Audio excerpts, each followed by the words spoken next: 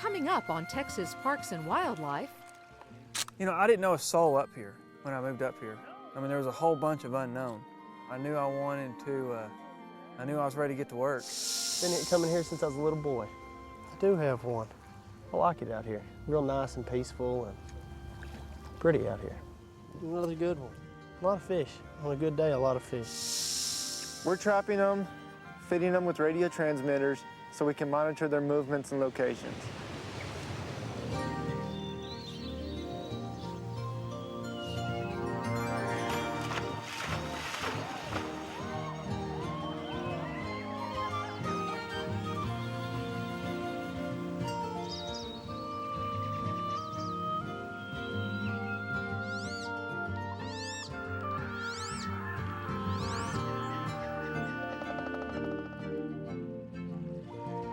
Texas Parks and Wildlife, a television series for all outdoors. This series is funded in part by a grant from the Wildlife and Sport Fish Restoration Program. Through your purchase of hunting and fishing equipment and motorboat fuels, over $40 million in conservation efforts are funded in Texas each year. Additional funding provided by Ram Trucks. Guts, glory, Ram.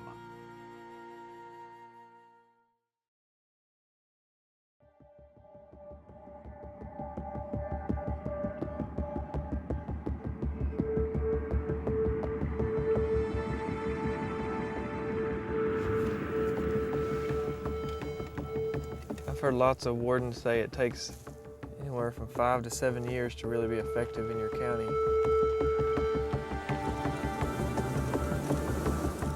This is my third hunting season here. See these guys, they're all really starting to get up, so I'm sure they called the hunt. I mean, it's 10:40, so we'll go check them.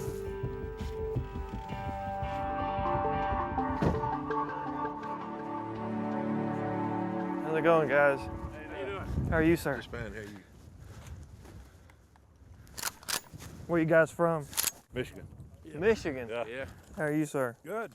You got your license with you? Yeah. Jim Daniels is a Texas game warden. He covers both King and Knox counties.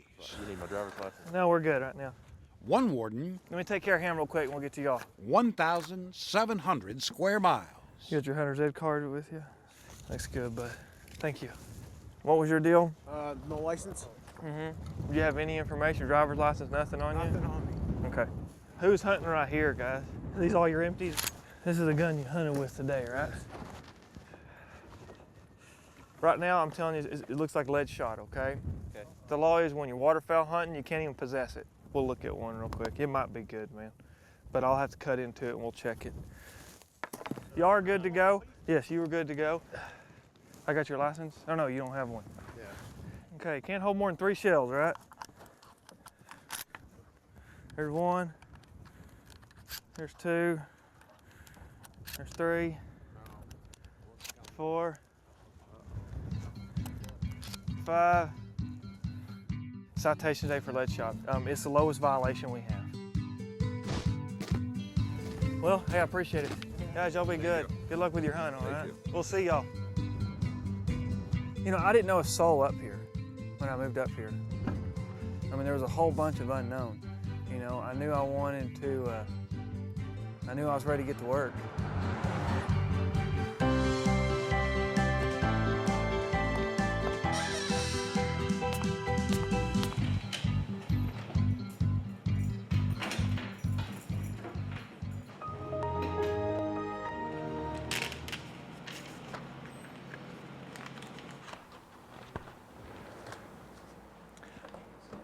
Come look at this picture.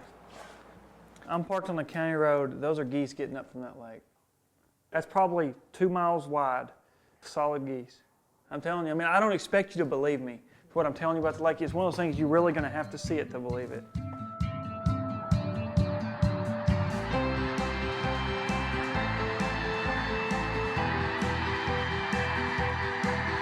you hear them?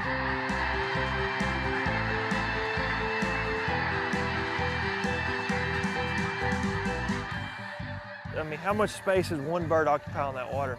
And you think there's times when you can't see water on this lake.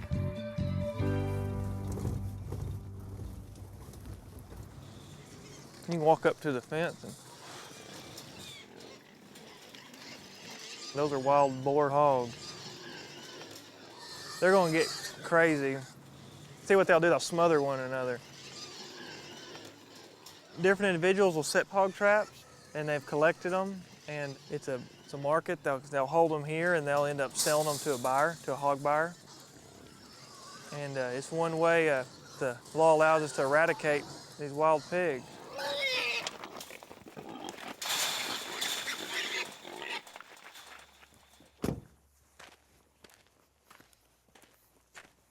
But not everyone obeys the law. This wild pig never made it to market.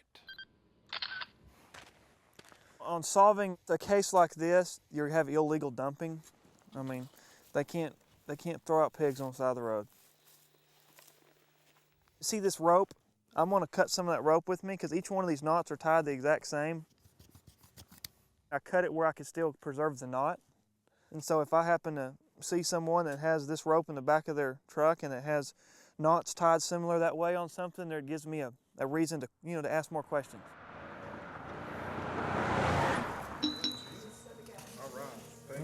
Thank you very much. Yes, ma'am.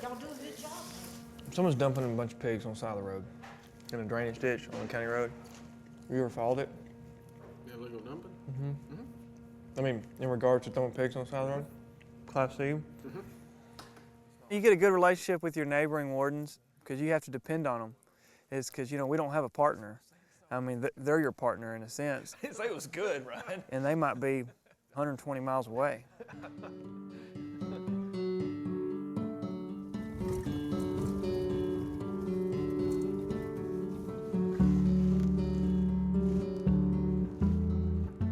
Jim covers a lot of territory, but the area is sparsely populated. King and Knox counties combined have fewer than 4,000 people.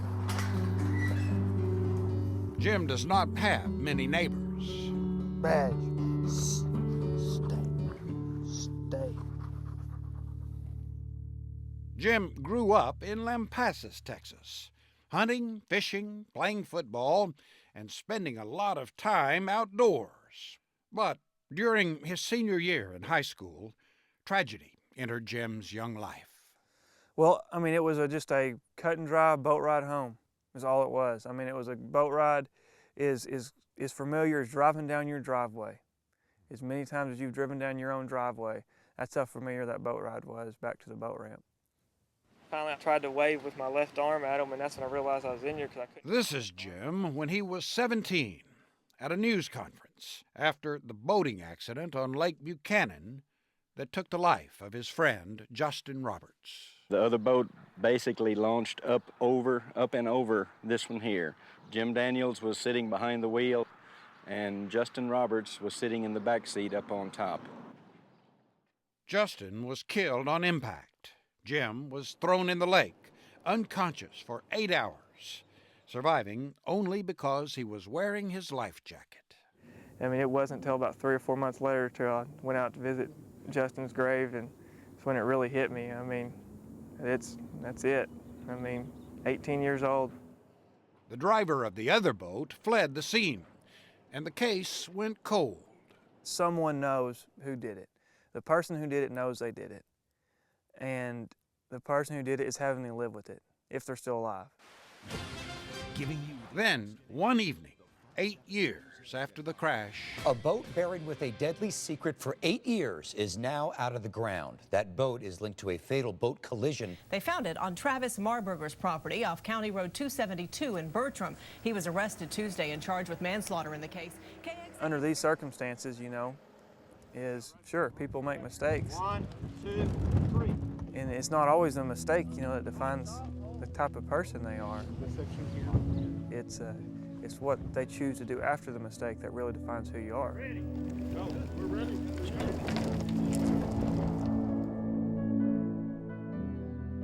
I think, the accident, it added that passion about doing the job. Check these guys. It's okay. It's nice to have met you. Take care. Holler if I can help you in any way. There's a reason why we put on our life jackets. I wouldn't be here right now if I wouldn't have had that thing on. Are you gonna go to college?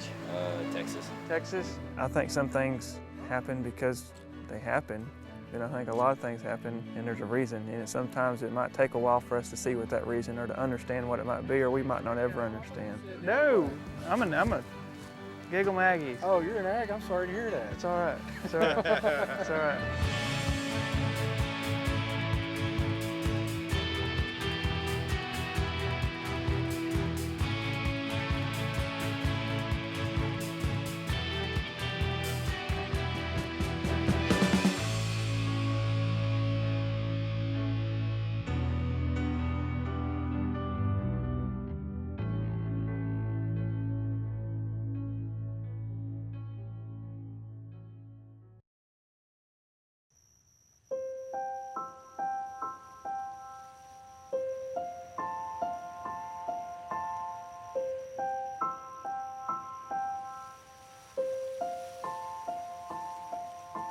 It's the fall, it's a nice lazy lake to be on, it's cool, nice little campfire, keep you warm when it does get a little chilly at night. Nice peaceful park. Hidden away in a rolling valley southwest of Fort Worth is Cleburne State Park. We're 30 minutes, 40 minutes away from the Metroplex, and it's a super place to come and relax and enjoy a weekend. The clear creeks and dense woods made the area an ideal spot for Native Americans and Chisholm Trail cowboys to camp and rest. Some of these trees have, the little blue berries. They're actually cones. Ranger-led hikes introduce visitors to the park's history and habitat. The Indians ate the flowers off. They burned the thorns up, and then they... Not everyone who visits the park today is here to relax. Those fit okay? Yeah, I got both hands. Yeah, me too. Jim Hickman and his father own the Totally Spoked bike shop in nearby Cleburne. They lead regular rides on the park's 6+ miles of trails. Cleburne. Yeah, that's where we all ride. You don't feel that you're so close to the city or that you're so close to Fort Worth. It has the feeling of a much more secluded, more wilderness type area once you're on the trails. You're winding through the trees and you can kind of escape for a little bit from the fact that you're only 10 minutes from work. It's a nice escape. He's just down there laying on the bottom, nibbling that liver off around the hook. The centerpiece of Cleburne State Park is 116-acre Cedar Lake. Been coming here since I was a little boy. I like it out here. Real nice and peaceful and pretty out here. Another good one. A lot of fish. On a good day, a lot of fish. The park was largely built by the Civilian Conservation Corps in the 1930s. You can see names and dates in the mortar work and the rock work and the cement work they done here at the park. 80 years and it's still standing. It's really cool.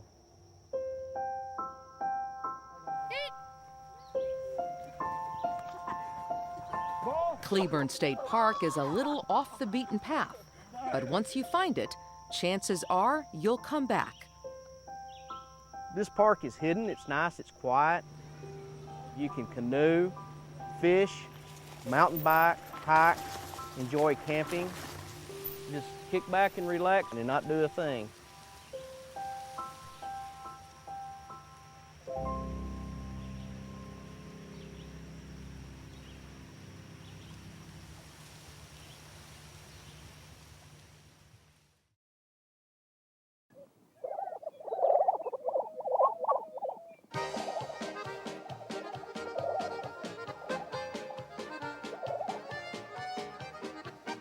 These birds are just so unique and wonderful.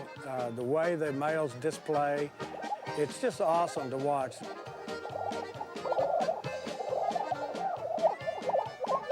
Yeah, God was feeling very flamboyant when he came up with the prairie chicken's means of reproduction.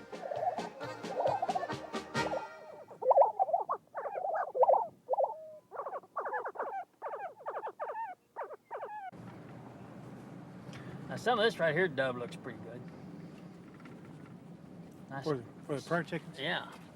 See, and it goes all the way around the ridge over there. Which is excellent. Correct. It may look like Jeff Bonner and Dub Jester are just sightseeing here in the Texas Panhandle, but they're here for a reason. They're looking for Lex. And that's the windmill over there where we turned by, the one on the horizon, where the lake is just over the hill? Yeah. A lek is the breeding ground for the Lesser Prairie Chicken. It's where the males gather to strut their stuff in hopes of finding a mate. Finding the leks is key to finding what few birds live here on this Panhandle ranch. This is primo looking chicken stuff here. The Martinez Ranch is a working cattle ranch. The grazing contractor is Jay O'Brien from Amarillo, and I manage the wildlife program. The entire ranch consists of about 7,500 acres, and it's very diversified terrain. We have a real good population of Rio Grande turkey that winter roost here, and we also have lots of white-tailed deer. There is also a small population of Lesser Prairie Chickens on the ranch, and that's why Jeff Bonner is here. But this is the kind of stuff that they love, man. Jeff is a wildlife biologist with the Texas Parks and Wildlife Department. He's here at Dub's request to give him advice on how to better manage the land for Lesser Prairie Chickens. Here in Donnelly County, they're pretty sparse, and it's pretty much relative to the quality of the habitat that they have. 3 kinds of prairie chickens once occurred in Texas, but populations of all 3 have declined drastically in the last century. The greater prairie chicken once roamed from the Blackland Prairie, northward through the Great Plains and into Canada. Today, they're found only in a patchwork of prairie states. Texas is not one of them. The range of the Lesser Prairie Chicken is also significantly smaller than it once was. In Texas, small pockets of birds are found only in the northeastern corner of the Panhandle and west of Lubbock, along the New Mexico border. The best known of the prairie chickens is the Atwaters. Found only in Texas, these birds once inhabited 6 million acres of coastal prairie. Prior to the 20th century, the population may have been close to 1 million birds. Today, that population is close to extinction. Habitat is really the key. If you want to get rid of a species, the first thing you do is destroy its habitat, and it won't be there anymore. The land once inhabited by prairie chickens was mile after mile of undisturbed grasslands. But as cities have expanded, farms have been plowed, oil wells drilled, and highways built, the native species that roamed freely over millions of acres of wilderness have been restricted to smaller, disconnected plots of land. This is a slow process of 2 things: direct loss of habitat due to conversion of native prairies and degradation of native habitats. So it's not a question of there not being enough open space lands, but it's current land use. Located 60 miles due east of Amarillo, the Martinez Ranch is typical of much of the Panhandle landscape. It's operated primarily as a cattle ranch, but the grazing habitat is also ideal wildlife habitat. Well-managed ranches that are properly stocked and managed well generally have very good wildlife habitat. In fact, they're some of our very best examples of good wildlife habitat across the country. I don't think you'll find a cattleman who's not very interested in the overall ecology of his ranch, and that includes wildlife. Of course, grass is our major concern because it's what cattle convert into feed. In years past, farming and ranching practices haven't always been beneficial to wildlife. Convincing private landowners that there is room for both, and then working with those landowners to improve habitat for wildlife has been the goal of a number of governmental agencies. The hallmark of what we do is providing free, confidential, non-binding assistance to private landowners. See that county road takes that curve? We go where we're called, and we offer whatever level of assistance we're asked to provide. This right here is 273. Okay, we're going to go to the north. On the Martinez Ranch, the assistance comes in the form of technical advice on grazing practices. On another ranch, it could be money to help convert cropland into native grassland.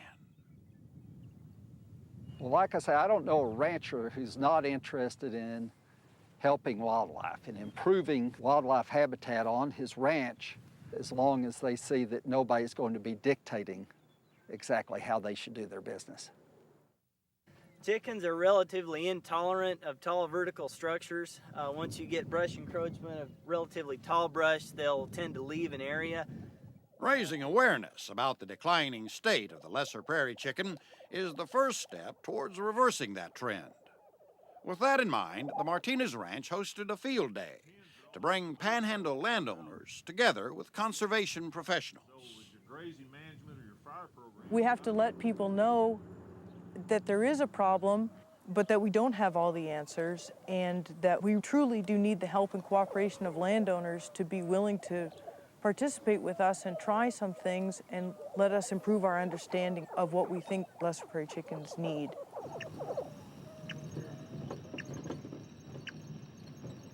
Texas A&M graduate student Eddie Lyons is studying lesser prairie chickens in Yoakum County, southwest of Lubbock.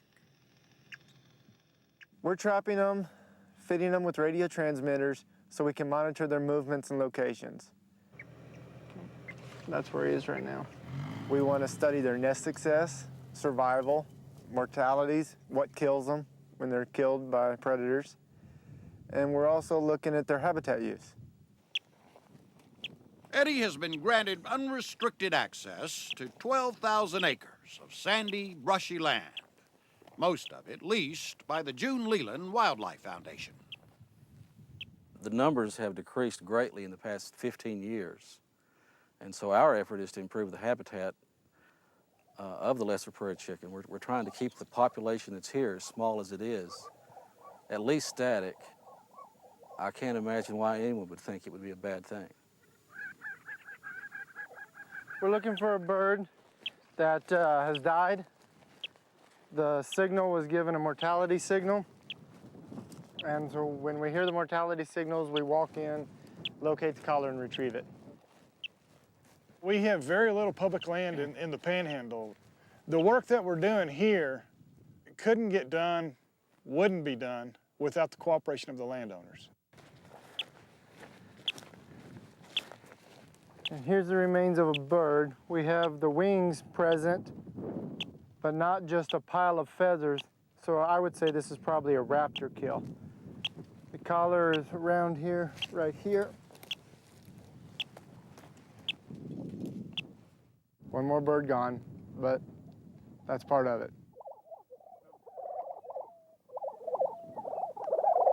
Lesser prairie chickens, like many other species, have not been disappearing all on their own.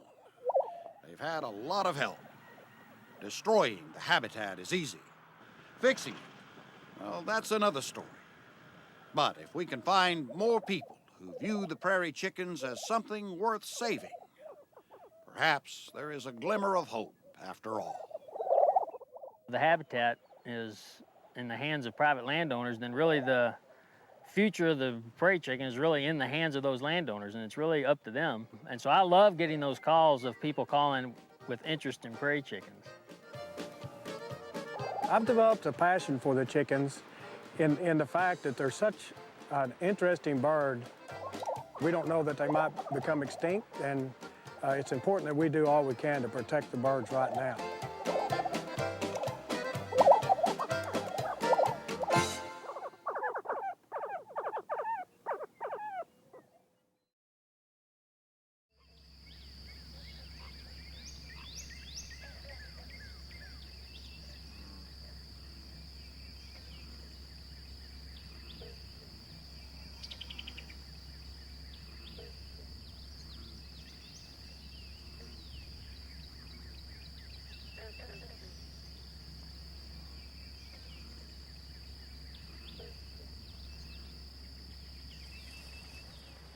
see how well that's doing, that Pauline, Yes. and I transplanted. I saw that the other day and it looked great. Yeah.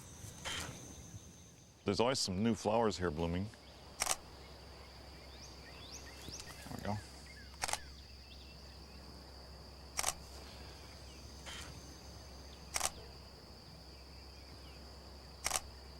Been coming out here 5-6 years now. Well, I still haven't photographed all of them.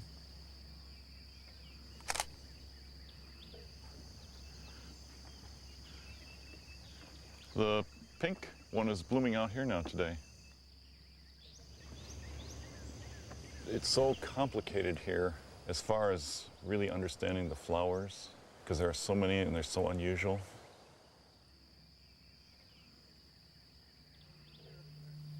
On a four-wheeler. Oh, really? She took his picture.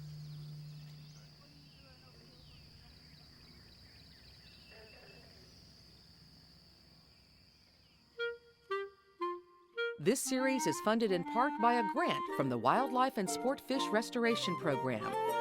Through your purchase of hunting and fishing equipment and motorboat fuels, over $40 million in conservation efforts are funded in Texas each year. Additional funding provided by Ram Trucks. Guts, glory, Ram.